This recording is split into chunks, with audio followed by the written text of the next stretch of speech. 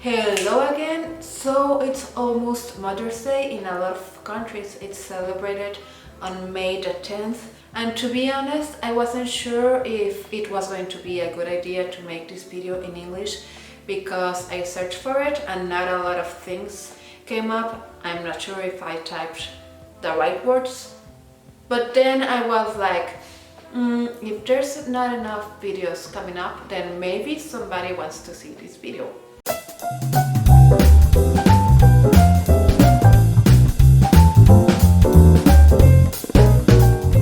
Before starting this video, I want to know if you have some kind of tradition for Mother's Day. For example, in my house in Mexico, we used to sing like a Mexican version of Happy Birthday, but it applies to anything.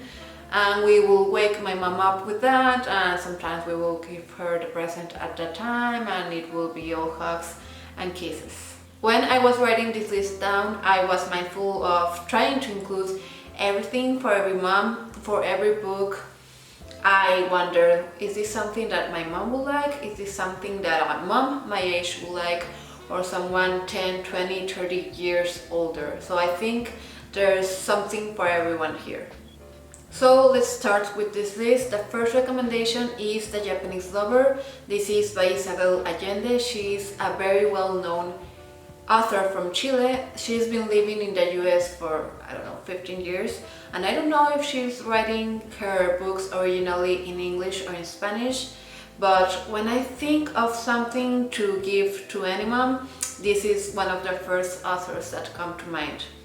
In this book, we follow Alma. She's a woman from some country in Europe, and she has had a lot of privilege all of her life, if you know what I mean. And she falls in love with the gardener's son, Ichimei. In her last year, she hires Irina, an immigrant. She hires her as her secretary, and she gets along with Seth, and this is Alma's grandson. They start developing some sort of curiosity towards Alma's life, and little by little they start getting the details out of her and out of some documents. When I first read the title, I was like, oh my Gucci, but it is very PG-13, don't worry, be happy. And it doesn't have as much romance as I thought it would have, so it's not cheesy at all. And I recommend this book to any mom that loves beautiful writing or Isabel Allende's writing style.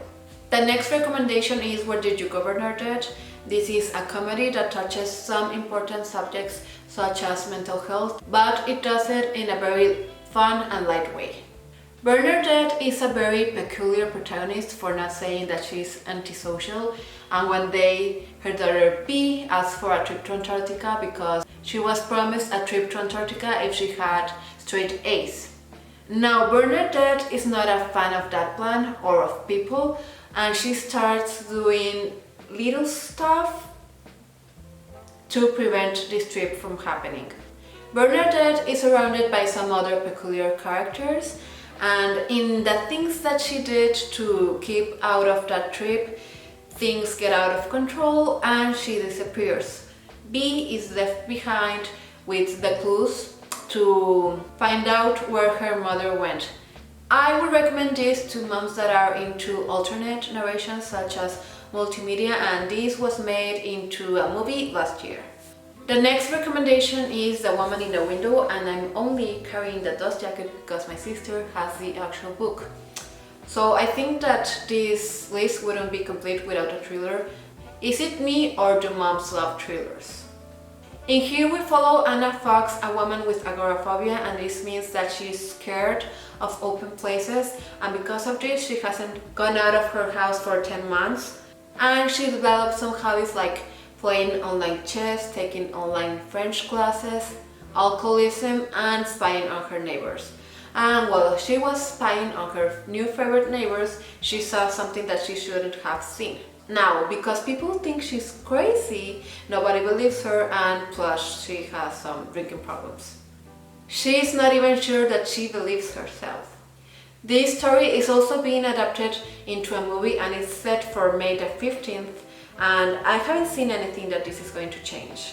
I talked about this book in my video of books to movies adaptations. I'm gonna link it in the description box. The next recommendation is The Shack, and this is a beautiful Christian fiction in which we follow Mac, a middle-aged man that has 4 kids, and his youngest daughter is kidnapped, and after this Mac cannot see God in the same way that he did before. 4 years after this, he receives a note from God asking him to meet him in the shack, and this is a place where he lost his faith and his youngest daughter.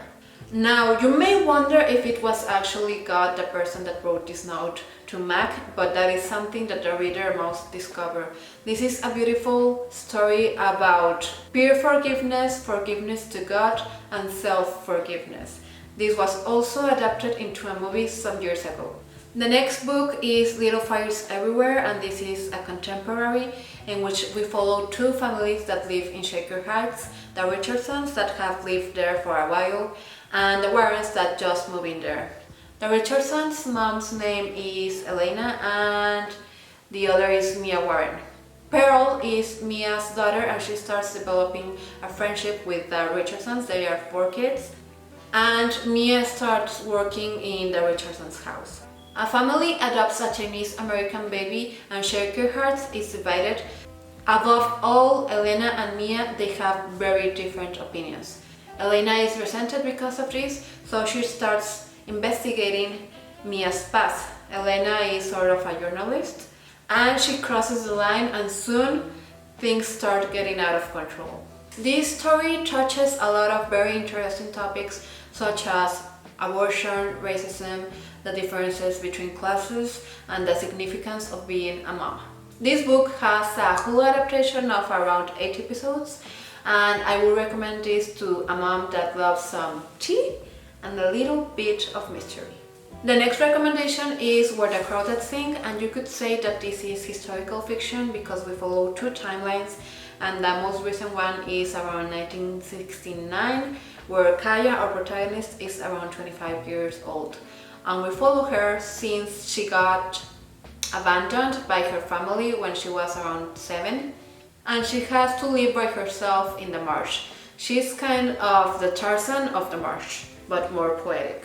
Since Kaya got abandoned, she only went to school one day, and the kids there made fun of her because she had no shoes, and because of that she never goes to civilization unless she really has to, and there's some legends about her that say that she has green skin and that her eyes glow in the dark and people don't like her.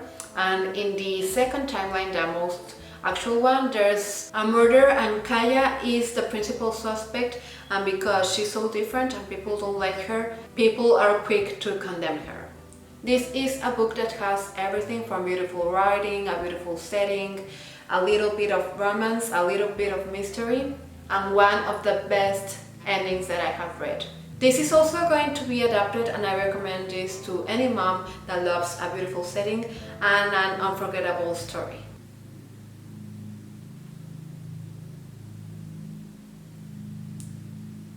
The next book is The Nightingale, and this is a historical fiction set in World War II in which we follow 2 sisters. Bien, she is the oldest one and she has a 10-year-old daughter, and Isabel, who is 10 years younger and kind of a rebel. Both of these characters are inspired by real women that really made a difference during World War II. And this is also going to be adapted into a movie starring Elle and Dakota Fanning, and this is just so dreamy. I would recommend this to any mom that loves sister dynamics and that is not afraid to cry a lot during a book. So that was my last recommendation. It's kind of funny to realize how almost all of them have or will have a movie adaptation.